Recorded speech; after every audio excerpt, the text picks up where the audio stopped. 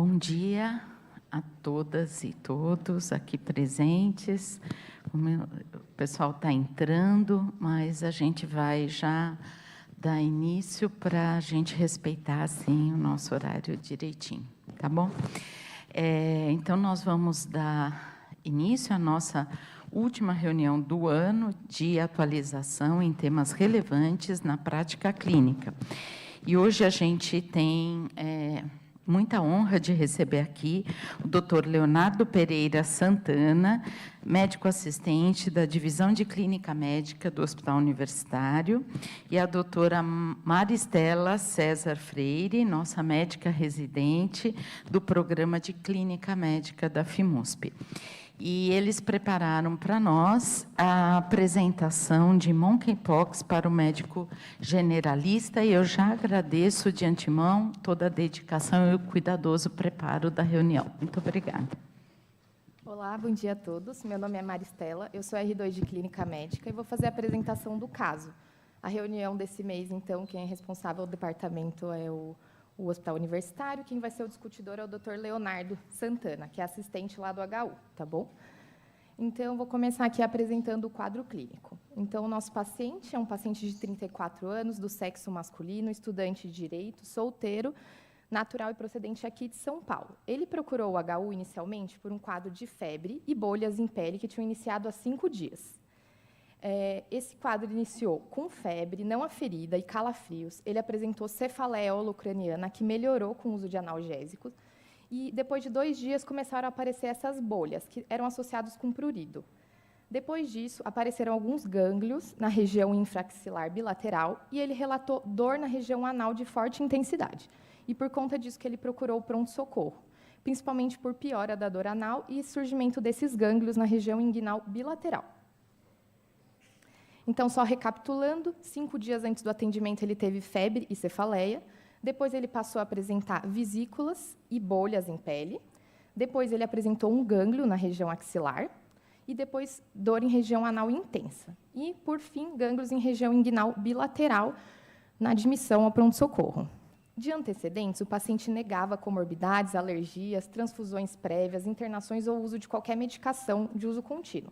Ele tinha uma vida sexual ativa, com muitos parceiros do mesmo sexo, era um paciente HSH, em uso irregular de preservativos nas relações. Ele não tinha viajado recentemente e negava contato com pessoas sabidamente com quadro semelhante. No exame físico, ele estava em bom estado geral, tinha faces de dor, estava alerta, ativo, eupneico e afebril, estava com uma frequência cardíaca de 88, respiratória de 18, ele estava afebril, e uma PA de 136/88. Na pele, ele tinha, então, essas lesões vesiculares em tronco e face de aproximadamente meio centímetro, com o centro umbilicado. E os linfonodos, na palpação linfonodal, a gente viu que tinham linfonodos de 1 centímetro na região axilar bilateralmente, todos eram móveis, fibrelásticos e dolorosos da palpação, e também tinham linfonodos inguinais de até 2 centímetros com características semelhantes. Essa aqui é uma fotinho da região oral dele, então tinha esses nódulozinhos umbilicados na parte central. Na cavidade oral, na parte interna, não tinha alteração. Sistema cardiovascular e respiratório, a gente também não achou nenhuma alteração no exame físico. A parte abdominal também não tinha alteração. E no sistema geniturinário, nenhuma alteração. A ictoscopia da região genital e anal. Não foi realizado toque retal, lembrando que ele tinha bastante dor anal a despeito da alteração, de não ter alteração no exame físico. Então, a primeira pergunta tem esse QR Code que vocês podem... ou então também tem o link aqui embaixo, tá? Então, eu vou pedir para vocês responderem a primeira pergunta frente ao quadro clínico. Então, a gente já está aí com 13 respostas, 15 agora. Então, a maioria respondeu que a evolução do quadro sugere o diagnóstico de monkeypox. Depois, o Dr. Leonardo, quando for comentar a apresentação, ele vai comentar as respostas também, tá? Então, foi realizada a notificação de caso suspeito de monkeypox e foi coletada uma amostra para PCR e enviado para o Instituto Adolfo Lutz. Foi orientado por paciente isolamento e o PCR acabou que saiu positivo 2 dias após. Ele retornou ao pronto-socorro depois, por ainda estar com lesões crostosas, 11 dias após a primeira avaliação. Vou pedir para vocês responderem a segunda pergunta, sobre o retorno. Então, também unanimidade, aí, 27 respostas de que Desculpa. Na segunda pergunta, então, a gente teve 72% achando que o isolamento deve ser prolongado até repitalização completa, e algumas pessoas responderam que com lesões somente com crostas. O Dr. Leonardo vai comentar também, durante a discussão, a resposta das perguntas. Tá? Agora o Dr. Leonardo vai falar um pouquinho sobre o tema para vocês. Muito obrigada. Olá.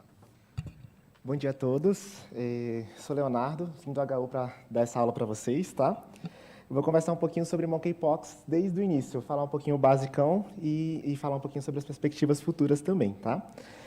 O que eu trouxe o sumário da nossa discussão, a gente vai falar um pouquinho sobre o que é a monkeypox, de onde veio, o cenário mundial, especialmente o cenário epidemiológico, a gente vai falar um pouquinho de quadro clínico e manifestações, como proceder no caso de suspeita de monkeypox e as nossas perspectivas futuras aí para os próximos meses, tá? Primeira coisa é a grande pergunta, né? O que é a monkeypox, né? O que é essa doença? E como ela foi descoberta. O vírus do monkeypox ele é um vírus de DNA da família Poxviridae e ele é do gênero Orthopoxvirus, um vírus que até então era um pouquinho desconhecido da gente, mas que tem dois irmãos que são muito conhecidos, que é o vírus da varíola, que é o smallpox, e o vírus vaccinia, que a gente usa para fazer a vacina da varíola, que é um vírus de varíola de vaca, né? Não é o vírus da varíola humana. Ele tem uma subdivisão do vírus, né, que ele é dividido em dois clados, alguns chamam de COP58, A e V79, ou clado 1 e clado 2, ou variante da África Central e da África Ocidental, tá? São algumas classificações. E ele veio de um lugar, assim, como o nome já fala, né, monkeypox, que é a varíola do macaco, a descoberta veio dos macacos. Tudo começou com uma viagem, na década de 50, de Singapura para Copenhague, lá na Dinamarca, né? Nessa viagem foram levados alguns macacos para avaliação de laboratório e estudos, e nessa década de 50, nesses macacos, eles começaram a desenvolver uma doença febril com algumas lesões cutâneas. E aí foi batizada essa doença como varíola dos macacos, porque se aproximava da varíola humana. Tá? Entre 1950 e 1970, a gente só tinha relato de casos em macacos, né, em alguns laboratórios do zoológico de Roterdã e alguns laboratórios perto da Holanda. Tá? A gente não viu nenhum caso humano até esse momento, até que na década de 70 a gente viu os primeiros casos humanos na República Democrática do Congo. Então não é uma doença tão nova assim, ela é uma doença relativamente antiga.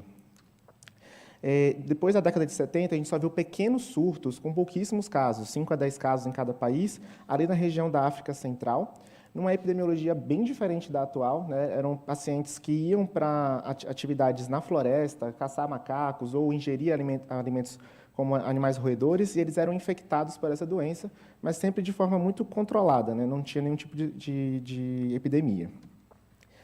Isso começou a mudar um pouquinho com a evolução da história da varíola.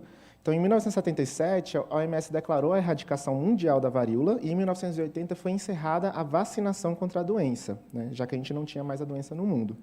E aí, desde 1980, a OMS tem vigilância com a monkeypox, com a preocupação do aumento de casos. Isso porque a vacina para a varíola, com o vírus vaccinia, ela tinha uma taxa de proteção contra o monkeypox. E aí, como a gente encerrou a vacinação completamente, teve o medo desse aumento de casos. Tá? E foi realmente o que começou a acontecer em 2003. A gente teve o primeiro surto de monkeypox fora da África, em 2003, lá nos Estados Unidos, com 71 casos confirmados de monkeypox. Depois, de 2005 a 2007, a gente chegou a ter um surto no Congo, de mais de 760 casos confirmados de monkeypox. Em 2018 e 2019, na Nigéria, a gente teve um grande surto, até que isso tudo culminou no surto de 2022, que foi uma pandemia de monkeypox, começada lá no Reino Unido, na Europa, depois na Espanha, se espalhou rapidamente pela Europa, e como a Europa é o grande centro de viagens do mundo, acabou se espalhando pelo restante do mundo também. Tá? Então, apesar de ser uma doença que inicialmente era bem desconhecida, na verdade ela é conhecida desde 1970. Vou falar um pouquinho sobre o cenário epidemiológico mundial e aqui no Brasil. No cenário mundial, hoje, né, atualizei esses dados agora no sábado, a gente tem 82.474 casos confirmados em 110 países, com 65 mortes atribuídas ao monkeypox. Nesse mapa que eu coloquei, que eu tirei do CDC, os países que estão com a bolinha em azul são países que já tinham casos históricos de monkeypox desde 1970, e os países que estão com a bolinha em laranja são países que não tinham nenhum relato de casos de monkeypox anteriormente. Tá? O perfil epidemiológico dessa epidemia de monkeypox é bem diferente do anterior. Antes, como eu tinha falado, né, os pacientes eles iam para atividades na floresta e voltavam infectados com monkeypox. o que a gente viu dessa vez foi uma diferença muito gritante.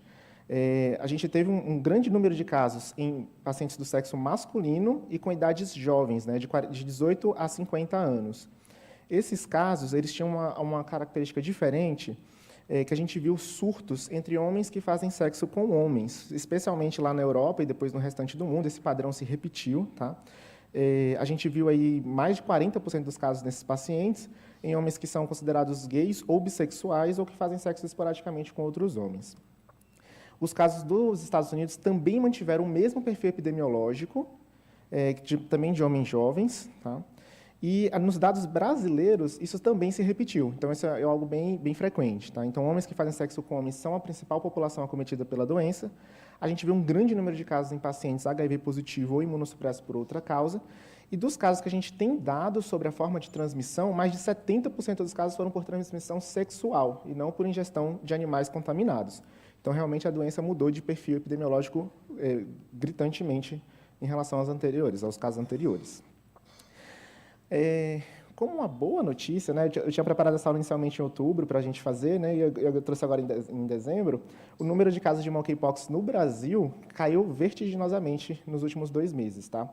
Esse dado daqui é do boletim epidemiológico da 16ª edição, que são os dados até o dia 5 de novembro. O próximo boletim só sai no dia 22 de dezembro, mas a gente já viu uma queda de casos importante até o final de outubro. Não tem como explicar isso por medidas públicas de saúde. Tá? A gente não teve vacina, a gente não teve medidas de prevenção instituídas do ponto de vista governamental, mas os números de casos começaram a cair, provavelmente por mudanças comportamentais da população de risco. Tá? Aqui no Brasil, a mesma coisa, né? A grande maioria dos casos em homens jovens, assim como o cenário mundial. E a gente tem os dados aqui do Brasil também em pacientes que são homossexuais ou bissexuais, com uma grande porcentagem de casos nessa população.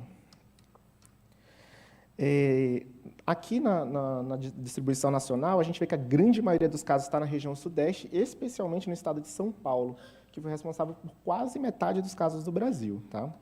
A gente teve 9.000 casos confirmados, né, 9.130 casos confirmados até 5 de novembro, com 11 mortes confirmadas dentro do Brasil, a região sudeste e São Paulo com grande quantidade de casos. E agora a gente vai falar um pouquinho sobre o quadro clínico e as manifestações, né? O que a gente precisa saber sobre monkeypox para quando a gente identificar um paciente suspeito. Né? A primeira coisa é o ciclo do vírus. Inicialmente, os reservatórios eram animais roedores, né, como eu falei, e os macacos eles são hospedeiros acidentais, assim como os seres humanos. Tá? Eles não são hospedeiros naturais da doença. Então, inicialmente, essa transmissão foi feita dos roedores para os seres humanos e macacos, e hoje em dia a gente sabe que a transmissão inter-seres humanos é a principal forma de transmissão. A gente não vê essa transmissão de macacos para homens, porque a gente não tem o hábito fora da África de ingestão de carne de macaco. Tá? E relatos muito recentes também de transmissão de seres humanos para animais domésticos, incluindo cachorros domésticos. Tá? Por isso que eu deixei esse cachorrinho aqui do lado. A transmissão entre humanos ela é feita, a principal forma de transmissão é o contato íntimo com lesões de monkeypox, mas pode haver transmissão também por fluidos corporais, secreções respiratórias, por fomites, então, por exemplo, roupas, lençóis de pacientes com monkeypox. Pode haver transmissão vertical, tem diversos relatos de transmissão vertical desde as epidemias de 1970, e também tem alguns relatos de transmissão por inoculação, acidente biológico. Então, algum técnico ou enfermeira que foi coletar o material de uma bolha de lesão e acabou se contaminando com a agulha. Tá? Isso acontece também de transmissão. O período de transmissão atualmente é considerado como no início dos sintomas, né? Mas ainda existe uma certa dúvida se pacientes assintomáticos ou em fase pré-clínica transmitem ou não. E a transmissão ela se encerra com a reepitelização das lesões, que é diferente da varicela, que a gente considera que a transmissão é encerrada quando tem a formação das crostas. No monkeypox, depois das crostas, ainda tem uma fase de reepitelização e depois o paciente para de transmitir. Tá? Os casos assintomáticos são muito raros, mas a gente considera que provavelmente tem um subdiagnóstico, né? A gente não vai fazer teste para monkeypox de rastreio, então a gente não tem como fazer esse diagnóstico. O período de incubação é de 5 a 13 dias, usualmente, após o contato, mas pode ir até 21 dias. A grande maioria dos pacientes vão ter como manifestação clínica o rash ou as lesões cutâneas características. Esse artigo que eu trouxe aqui de Thornhill, que foi publicado no New England, 95% dos pacientes que foram notificados com monkeypox ou diagnosticados com monkeypox, eles tinham rash cutâneo característico da doença. Tá? A grande maioria também tinha febre e linfadenopatia é um marco da doença. A varíola humana, em geral, não tinha tanta linfadenopatia, a monkeypox tem bastante. Tá? Os dados brasileiros também, a gente vê que mais de 80% dos casos têm alguma erupção cutânea no momento do diagnóstico. As manifestações clínicas, né, a gente vai ver um período prodrômico de febre, mialgia, calafrio, que foi o que o nosso paciente que a gente trouxe aqui no caso teve. Esse paciente pode relatar sintomas inespecíficos, tipo cefaleia, fadiga, e as linfonodomegalias, que são bastante comuns. Tá? Depois abre o rastro cutâneo característico, que a gente vai conversar um pouquinho daqui a pouco. E a gente tem as apresentações que são relacionadas à transmissão sexual. Então, retite, proctite e amidalite também podem acontecer por monkeypox. O rastro característico da monkeypox, ele dura em torno aí de 14 a 21 dias, com relatos de casos de progressão mais crônica em pacientes imunossuprimidos.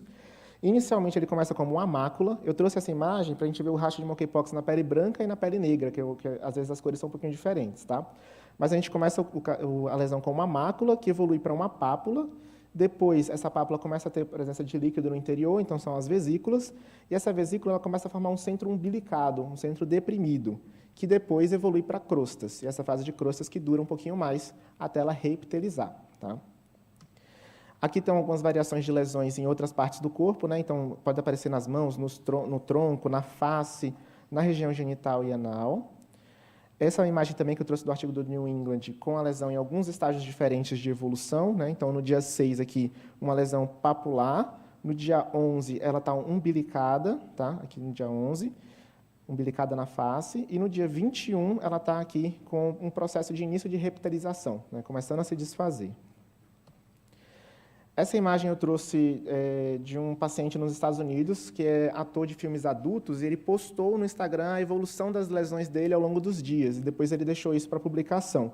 Então, o paciente começou aqui no dia 11 de julho com lesões maculares e de pápulas, que foram evoluindo para vesículas, depois essas vesículas ficaram umbilicadas, e aí começou a evoluir para a fase crostosa.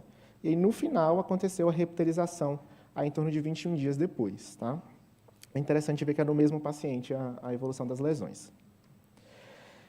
A monkeypox também pode fazer outras lesões, não só essas lesões vesiculares. Tá?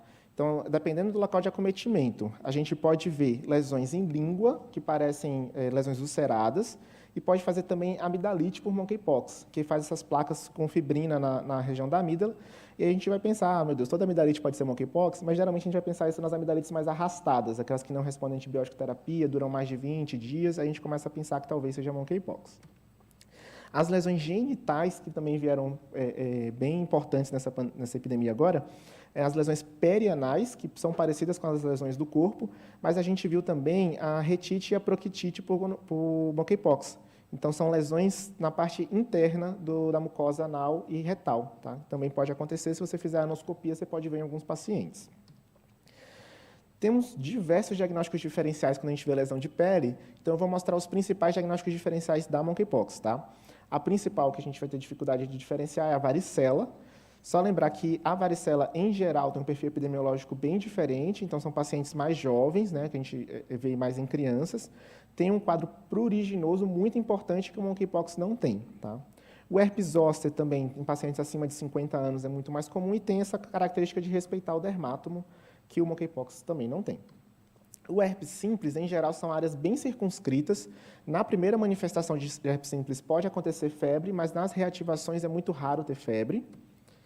O impetigo, que são as lesões por estáfilos ou estreptococcus, geralmente acontecem em crianças, e tem as crostas melicéricas, né, que são essas lesõezinhas de coloração de mel, meio amareladas. Tá?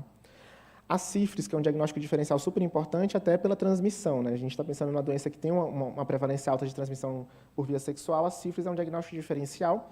Só lembrar que, em geral, a sífilis ela não vem com febre alta. Tá? Ela tem lesões, as lesões genitais da sífilis, elas são na sífilis primária, a gente não vai ver essas lesões tanto na sífilis secundária e terciária. E a sífilis tem a característica de pegar a palma da mão e planta do pé, que chama bastante atenção. E só uma coisa importante, né? Uma das poucas lesões que a sífilis não faz é bolha, então a gente não vai pensar tanto em sífilis se a gente vê vesícula e bolha. A sífilis faz tudo. E o molusco contagioso, que é um tipo de infecção viral também, mas em geral não tem sintoma sistêmico, é só lesão cutânea isolada, mas ele faz essas pápulas e lesões umbilicadas que lembram bastante a lesão do monkeypox. Outras lesões que podem surgir, que são parecidas, mas não tanto, são as doenças dos pacientes imunossuprimidos, especialmente HIV/AIDS. Então, a esporotricose linfocutânea, que geralmente tem aquela lesão que vai pegando linfonodos e formando aquele colar de contas, e a bartolenose, que é uma infecção bacteriana, que também pode acometer esses pacientes e formar lesões vesiculares, mas geralmente com essa característica violácea, não tanto umbilicada. Outros diagnósticos diferenciais, a varíola, que é uma doença erradicada, né? Então, se a gente achar uma varíola, provavelmente é bioterrorismo, a gente não vai ver isso naturalmente, tá? A doença pelo vírus vaccinia, então, os pacientes que tomam uma vacina para a varíola com um vírus que ainda é replicante, alguns pacientes imunossupressos podem desenvolver doença pelo vírus vaccinia. Outras ISTs, principalmente quando você tem manifestação de lesão em região perianal ou genital, e outros ortopoxvírus e tanapox que a gente não vê na epidemiologia brasileira, tá? As complicações do monkeypox são as complicações comuns de doenças de pele, né? Então, a gente vai ver infecção secundária da lesão, infecção bacteriana. Esses pacientes eles podem desenvolver encefalite, pneumonite, podem evoluir para sepse e podem fazer lesões de córnea e ter perda visual por monkeypox também, tá? Isso não é tão comentado, mas pode acontecer. O prognóstico é muito bom, tá? Então, é uma doença que tem um curso benigno, entre 2 e 4 semanas. As internações são raríssimas e a letalidade do surto atual é menor que 1%. Eu só vou deixar uma ressalva que nos surtos anteriores que aconteceram na África Central, a letalidade chegou a 10%. Então, isso provavelmente tem alguma coisa a ver com a estrutura de sistema de saúde e suporte que a gente tem diferente nos outros países, tá? E aí a gente vê aquela pergunta, né? Suspeitei de monkeypox, estou lá no pronto-socorro e atendi um paciente com monkeypox. O que eu preciso fazer? O que eu faço agora, né? A primeira coisa é pensar nas situações para suspeita. Então, qualquer doença febril aguda com exantema vésico-bolhoso ou papular pode ser suspeita de monkeypox.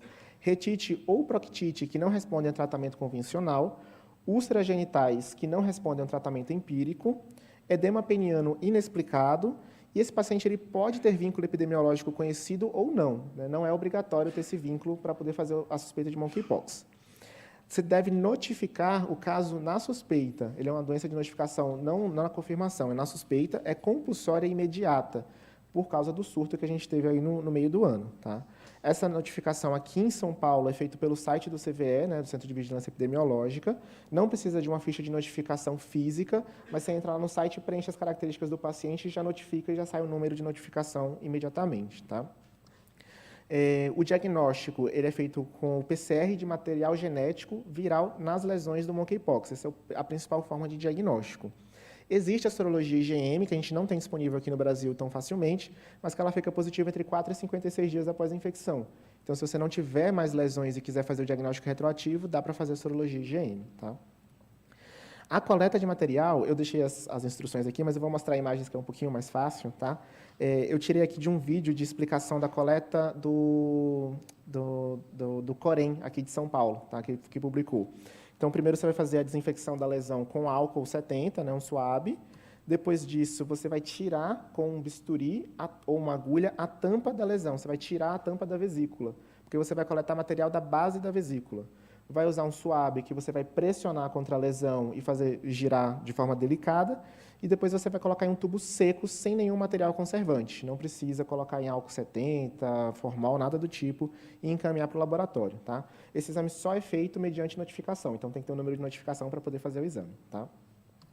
Além disso, se o paciente não tiver mais lesões bolhosas com líquido, você pode fazer também das lesões crostosas. É bem parecido, tá? Você vai fazer a desinfecção com álcool, depois com um bisturi ou com uma agulha, você vai raspar as crostas e tirar pelo menos 2 crostas para encaminhar num tubo Falcon seco também, não precisa de conservante, tá?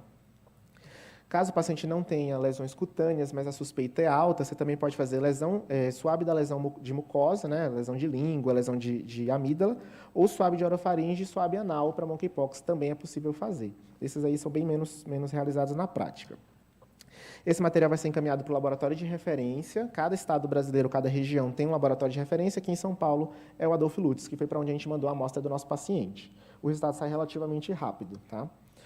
Depois que a gente fechou o diagnóstico, ou na suspeita, se for alta a suspeita, a gente vai indicar algumas medidas de prevenção e controle. Então, esse paciente vai ser orientado a isolamento em domicílio, cobrir as lesões, porque a transmissão é feita por contato direto com elas, né, a principal forma de transmissão, e sempre que for ter contato com outras pessoas em casa, usar máscara, tá? Se a gente precisar de algum cuidador para esse paciente, preferencialmente usar luvas e sempre a lavagem de mão e o álcool em gel, que é a proteção contra qualquer doença, independente de qual seja. A gente aprendeu aí com o Covid. Tem algumas outras medidas também orientadas, então, por exemplo, lavagem de roupas, evitar agitar roupas, porque pode espalhar material com lesão, com material transmissível no ar, né, e pode haver transmissão.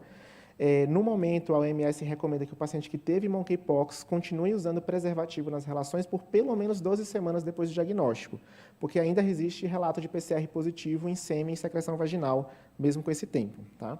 E tem que tomar muita atenção com animais domésticos, porque tem transmissão de humanos para os animais domésticos. Então, gatos e cachorros, manter afastado também. Tá? A gente não quer que os bichinhos fiquem doentes. Em relação à amamentação, ainda é polêmico, né? Não se tem certeza se existe a transmissão ou não, apesar de positivo PCR também no leite materno. E a recomendação do CDC, que bate um pouquinho, vai contra um pouquinho a recomendação da OMS, é interromper a amamentação no diagnóstico de monkeypox e oferecer outra forma de alimentação para a criança. Tá? A OMS ela é mais conservadora nesse sentido, ela fala para lavar as lesões, limpar, cobrir e amamentar do mesmo jeito. No quesito intra-hospitalar, as medidas de isolamento elas são um pouquinho mais restritas. Tá? Então, o paciente ele precisa de um quarto isolado, com banheiro próprio, então não adianta ser um isolamento de contato com banheiro compartilhado. Esses pacientes eles vão usar máscara cirúrgica, mesmo nos casos suspeitos. Os pacientes que foram contactantes do paciente dentro do hospital também devem usar máscara. Se for fazer qualquer procedimento com aerosolização, né, tipo intubação, aspirado de via aérea, tem que fazer com sala de pressão negativa, preferencialmente. Usar a máscara N95 e paramentação completa. E se tiver suspeita de varicela, né, se você não diferenciou ainda o monkeypox da catapora, tem que fazer isolamento para aerossol também do paciente, tá, até confirmar o diagnóstico. O manejo clínico é um manejo de suporte, basicamente. Tá? Então, a hidratação quando necessário, manejo de náusea e vômito, manejo de febre e dor. Tá? Não tem muita coisa a gente fazer ainda. Tá? Internação é muito raro, mas a principal causa de internação que a gente viu no surto atual foi para manejo de sintomas. Então, eram pacientes que estavam muito toxemiados, febre alta, inapetência, prostração, e para manejo de dor. Tá? Esses pacientes, especialmente nas lesões anais, as lesões genitais, eles têm um quadro álgico muito importante. As medidas para analgesia, a gente vai usar desde analgésicos simples, AINES e opioides, até medidas locais. Então, por exemplo, se o paciente tiver fissura anal pela lesão do monkeypox, a gente pode usar supositório com diltiazem, por exemplo. Tá? E na região oral, especialmente a amígdala, pode usar spray com anestésico local para controle álgico também. Tá? Até para o paciente conseguir se alimentar. O tratamento antiviral, que tanto se falou e que não aconteceu no Brasil, na verdade, né, ele é indicado na minoria dos casos, é um tratamento muito difícil de ser indicado. Eu trouxe aqui uma tabelinha de alguns casos em que é indicado. Então, por exemplo, na pediatria, pacientes menores que 8 anos, a princípio, deveriam receber tratamento antiviral. Os pacientes que são imunossupressos, especialmente aqueles com CD4 menor que 200, HIV positivos, também. Os pacientes de transplante, tanto de órgão sólido quanto TMO, os pacientes da reumato que usam imunossupressores imunobiológicos, também teriam indicação de usar terapia antiviral. Infelizmente, a gente não teve acesso à terapia aqui no Brasil. Né? Chegou um lote em agosto e depois a gente nunca mais ouviu falar da medicação. Tá? Mas lembrando que essa medicação, as evidências de tratamento com o tecovirimat, né, que é a medicação de escolha, elas são extrapoladas de estudos in vitro. Existem já estudos em humanos, mas que não têm dados publicados ainda. Tá? Uma segunda escolha é o uso do Cidofovir com Bricidofovir, que a gente também não tem acesso. E na doença ocular, com lesão de córnea, a gente pode usar os colírios de trifluoridina ou vidarabina, mas com indicação off-label. Tá? Isso é tudo muito, como uma doença muito nova, muito pouco caso inicialmente, então os tratamentos eles são meio rudimentares ainda. Tá? E a gente tem algumas perspectivas futuras, que já não são tão futuras assim, que é a mudança da nomenclatura da doença. Agora, no dia 28 de novembro, a OMS pediu para mudar de novo o nome. Tá? Então, antes era chamada varíola dos macacos no Brasil. A gente teve um surto de pessoas querendo matar macacos, achando que era transmissão de doença por eles. Foi adotado o anglicismo e a gente usou o monkeypox aqui. Infelizmente, no mundo isso também aconteceu. Então, a OMS pediu para mudar o nome da doença para Mpox e tirar o nome de macacos da doença para evitar caça aos macacos. Tá? O tratamento com o tecovirimat nos Estados Unidos já é uma realidade, ele já tem mais de 6.300 pacientes tratados com a medicação.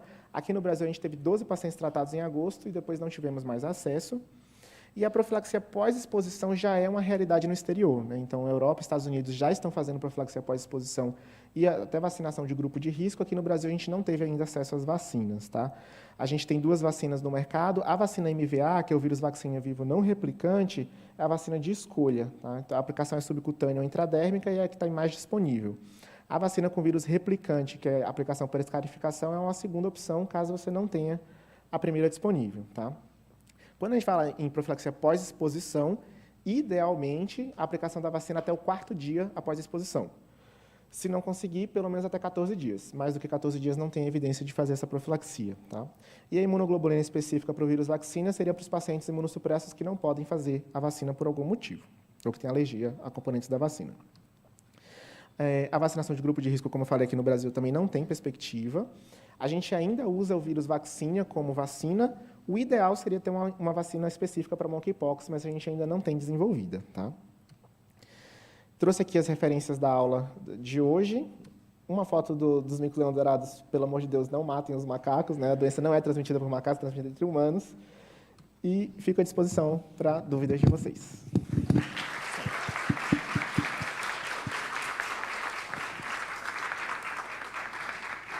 Excelente, Léo, muito obrigada. Perguntas? No mundo, Léo, do mesmo jeito que a gente está vendo aqui, também está tendo essa redução? Você não apresentou os dados? Teve queda importante no mundo também, especialmente depois da vacinação pós-exposição e vacinação de grupo de risco, a gente viu uma queda expressiva de casos, tanto nos Estados Unidos quanto na Europa, seguindo mais ou menos o que está acontecendo aqui no Brasil. Perfeito. Mas lá foi associado à vacinação? Provavelmente. Tá certo. Mais perguntas? Bom dia. No HU, como tem ficado? A gente viu casos só em julho, agosto e setembro, depois não tivemos mais nenhum caso suspeito lá, né? Diminuiu bastante mesmo. Perfeito. Bom dia. Mais perguntas? Eles não estão ouvindo. Não?